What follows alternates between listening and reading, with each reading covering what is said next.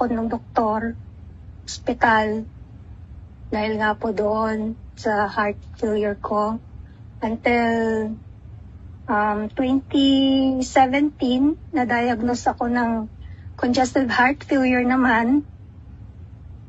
And then, noong 2018, doon na ako na sabihan na meron akong kidney failure.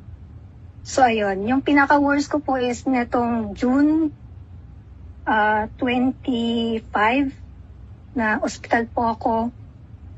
Tapos doon na nga po nila binanggit sa akin na yung kidney failure ko daw po is naging stage 5 na, which is yung pinaka-end stage, critical na po talaga. So, at that time,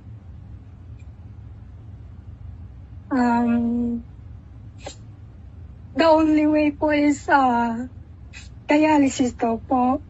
But then, thank God again, madadala pa naman daw po sa gamot sa ngayon. So, sa ngayon po, nakagabot po ako. Marami po akong gamot na tinitake ngayon. So far po ngayon, 7 po. Nung lumabas pa ako is 5 lang. Kasi at that time, hindi ko pa po nakikita yung kidney doctor ko, which is nung August 1 lang, nakita ko siya. So binigyan niya ako ng 2 pa para po maka-help doon sa... Meron po ako kasi isang gamot na prednisone na masyadong mataas. Pwede po siyang maka-apekto sa mga bones ko. So, parang to prevent daw po. So, kaya binigyan niya ako ng 2 gamot for that. So far ngayon, 7 po yung gamit ko. And then, bago po ako naka-take na itong barley, talagang nag-pray po talaga ako nung nakalabas ako sa hospital na, please Lord, ayoko ma-dialysis, ganyan. Kung po pwede sana, may mahanap ako na alternative ba para at least hindi ako mapunta sa ganong stage. Tapos ayun po, naganap ako sa Pilipinas. Yung barley actually, alam ko na yan, matagal na, pero hindi ko lang talaga pinapansin sa totoo lang. Yun po yung story talaga yan. Bago ko talagang natanggap yung barley na it's good para sa health ko po.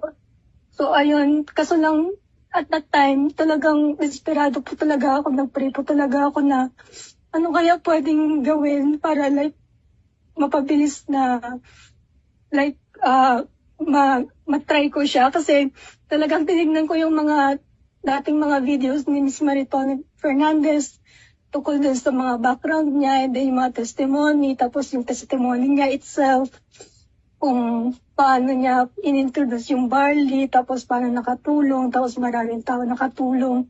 So, yung una-una ko pong actually, isa si Mens Jonalyn sa mga na-search ko na distributor sa Pilipinas. But then sabi ko nga, masyadong matagal, kinaganap po ako dito sa US lang. Tapos yung pinakauna pong nahanap ko is si Mens Edward. Siya po yung angel ko po. So, thank you po, Mr. Edward.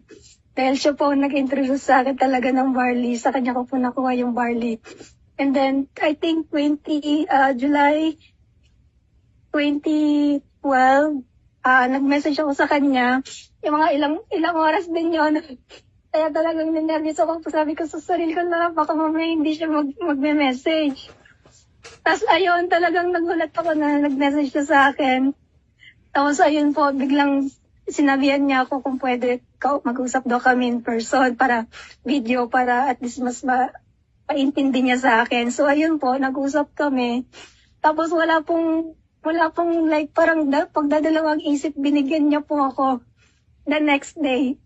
Pinaship niya po kaagad para daw po matry ko kaagad siya. So yun, napaka-happy ko po at that time na hindi ko alam kung tatanggapin ko ba kasi syempre hindi niya po pinabayad sa akin. Tapos yun, doon na po ako nag-start na kumuha ng package kasi para talaga pong meron po akong para consistent po yung paggamit ko. So doon po nag-start. And then after ko po mag-take noon July 14, dumating po siya. I think 13 dumating. Tapos sabi niya, nung kinagabihan nun, pwede ko na daw po i-take. So tinake ko po until after few days, nakaramdam na ako ng pagkakaiba sa katawan ko. Yung dati na hindi ako masyadong makalakad kasi sobrang manas po kasi ng buong katawan ko. Kasi buo, nung na-discharge ako sa hospital nung July 5. So simula po July 5, naghanap ako ng alternative, which is nung 12 ko nahanap yung barley. So nung 13, nag-start ako, nag-take. After few days lang po, hirap po kasi ako, constipation, may constipated po kasi ako, hirap ako magdumi. After few days lang, I think 2 or 3 days, ang dami pong lumabas na dumi ko. As in, ang dami, which is bago sa akin yun kasi sa isang araw, halos hindi talaga ako makakadumi, 2 araw. Tapos biglang ganun. So talagang, at that time, naramdaman ko na talagang nag-work siya. And then after 1 week po, after few days, yung pagmamanas ko, buong katawan, bigla na lang nawala hanggang sa legs na lang siya, up to now, hanggang legs na lang siya. Itong katawan ko, wala na po, pumayat na po ako dati. Buong katawan ko po manas talaga. Tapos ngayon, nasa paanan na lang, konti na lang siya. Pero naiintindihan ko po, kasi syempre, end stage po yung sa akin, so mahirap talaga siya mawala kaagad. It takes time, kumbaga. Tapos,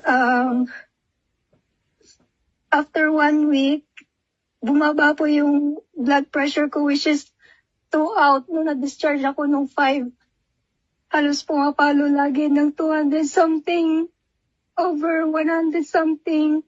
And then, nung nag-take ako after 1 week, ano na lang po siya, nung July 21, naging, I think, 115 over 75.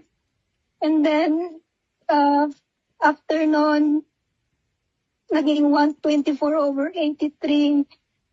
July 23, naging 133 over 89. Tapos, nung 4 po, kahapon, 135 over 83 po. Talagang malaki po yung naano din sa BP ko na iba din po.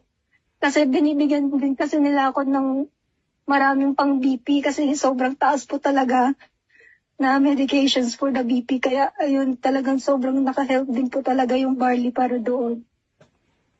And then yung pinaka-miracle po talaga nangyari is nung August 1 po, nung nakita ko yung kidney doctor ko, which is sabi niya, nung lumabas na ako ng hospital, I was 16% sa filtration ng kidney ko. But then, nung nakita niya yung blood work ko, naging 30% na po. Dumoble. Talagang disiplina po talaga, at saka sigad po talaga, at saka yung barley po talaga. Disiplina po talaga sa pagkain, tsaka sa barley, consistent, at saka pray lang po talaga, nagagaling. Yun po yung naging journey ko po sa barley. Nga po ng dati, kunting lakad lang, mabilis akong hingalin ngayon. Nakakapaglakad na ako at least 30 minutes to an hour every day. May energy ako. Dati wala akong ganang kumain.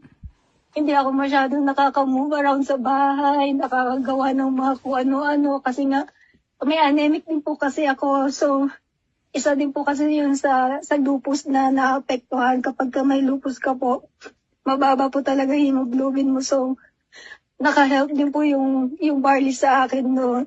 Dahil doon sa iron ko po, medyo nagkaroon na po ako ng mga dugo-dugo kahit pa paano.